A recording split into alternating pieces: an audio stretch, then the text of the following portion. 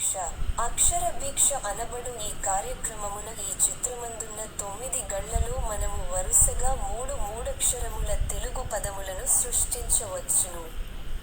ఆ 3 పదముల మొదటి మరియు మూడవ అక్షరములను మాత్రము ఇచ్చి మధ్యనున్న రెండవ గడిని మాత్రము ఖాళీగా ఉంచుట జరిగినది.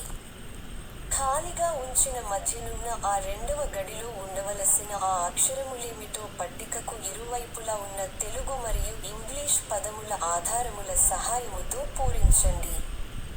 ఒకవేళ 2 నిముషములలోగా మీరు పూరించలేకపోయిన ఎడల మేము వాటిని పూరించి సమస్యను పరిష్కరించగలము.